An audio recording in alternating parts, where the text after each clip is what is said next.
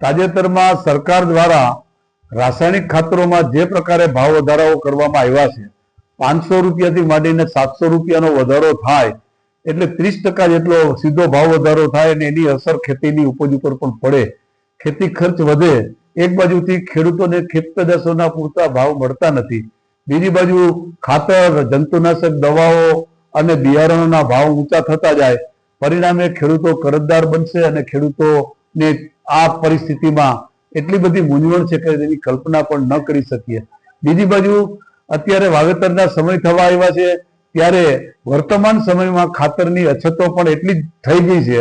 ખાતર જે પાયાના જોતા હોય છે નાખવા માટેના, એ ખાતરો પણ મળતા નથી। સરકારનું કોઈ આગવું આયોજન કે એની ગંભીરતા ખેડૂતોને દેખાતી નથી।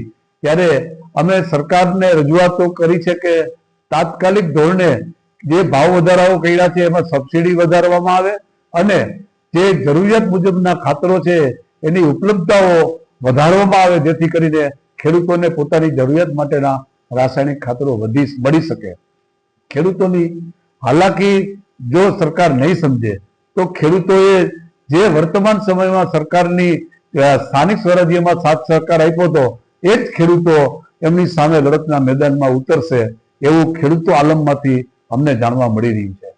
આજ રોજ હવે આમ તો સિઝન ચાલુ થઈ ગઈ છે એટલે ખેડૂતો ખાતર લેવા માટે અમે ડેપો આવ્યા તો ખાતરના ભાવ જે 1500 1550 હતા ને સીધો 700 રૂપિયાનો વધારો, 2200 રૂપિયા ખાતરના ભાવ થયા। તો અમને એમ થાય કે 2200 રૂપિયાનું ખાતર લઈ અને કેવી રીતે ખાતર ભરશો? ખાતર ન ભરી એટલે ઉત્પાદન તો કમસે કમ બધા ખેડૂતને આજ બધાને જાણે છે કે ખાતરનું જે કાંઈ પ્રમાણ ઘટાડીએ તો ઉત્પાદન તો ઘટવાનું છે। અને ખાતર એક જ મોંઘું નહીં, રાસાયણિક ખાતર આજે દવા જે છે એમાં પણ એટલો બધો ભાવ વધારો આવ્યો છે અને એમાં દવા છે, બિયારણ છે, ખાતર છે, દરેકમાં એટલા બધા ભાવ વધતા જાય તો ખેડૂત ખેતી મૂકી ગામડેથી અને સિટી તરફ વળ્યા। આપ બધા જાણો છો, ઉપરથી પણ એની ઘણી બધી એવી જાહેરાતો પણ આવે છે કે ગામડાના ખેડૂત ગામડું છોડીને શા માટે સિટીમાં જાય છે?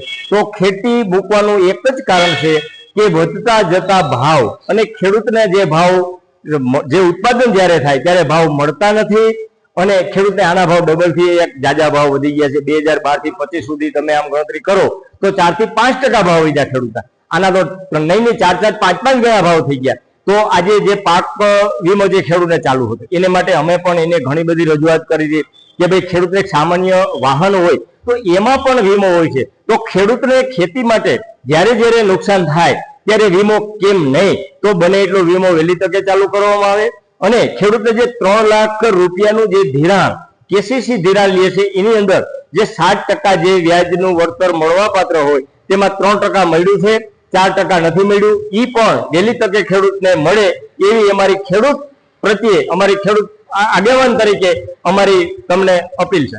આજે અમે ઉપલેટા ડેપો ખાતે રાસાયણિક ખાતર લેવા માટે આવ્યા હતા ત્યારે જે ખાતરનો ભાવ 1500 હતા એને બદલે 700 રૂપિયા વધારો કરેલ અને એના આજે 2200 જેવો ભાવ થઈ ગયો। ત્યારે ખેડૂતો આજે દિવસે ને દિવસે મોંઘવારીનો સામનો કરતો જાય છે। આજે દવા, ખાતર, બિયારણ જેવી તમામ વસ્તુઓ ભાવ આસમાને ચડતો જાય છે। ત્યારે ખેડૂતોને જ્યારે પાક આવે છે ત્યારે એને પૂરતો પાકનો ભાવ પણ મળતો નથી। આજે જો કોઈ પણ ખેડૂતો મુશ્કેલી ભોગવી રહ્યા હોય તો ગુજરાતના ખેડૂતો આજે વધારે મુશ્કેલી ભોગવે છે। તેનું કારણ છે આજે બીજા રાજ્યોની અંદર પાક ધિરાણ ચાલુ છે ત્યારે ગુજરાતમાં છેલ્લા 5 થી 7 વર્ષથી આ પાક ધિરાણ પણ બંધ કરેલ છે। આજે સરકાર દેણું માફની વાતો કરે છે પરંતુ મોટી જાહેરાતો કરે છે। આજે આ ભાવ વધારાથી ખેડૂતોને ખૂબ જ મુશ્કેલીનો સામનો કરવો પડે। આ બાબતે અમારી એવી રજૂઆત છે, સરકાર જો આ ભાવ વધારો પાછો ખેંચે અને જો આ પોઝિશન રહે તો ખેડૂતો પોતે વાવેતર કરવાનું પણ બંધ કરી દે। આજે સરકાર એવી જાહેરાત કરે છે કે તમારે ડીઝલ ઓછું બગાડવું, પેટ્રોલ ઓછું બગાડવું, તો હવે થોડાક દિવસમાં સરકાર એમ પણ કહે કે તમારે બિયારણ પણ ઓછું નાખવું, ખાતર પણ ઓછું નાખવું। આ જાહેરાત પણ હવે સરકાર કરે છે।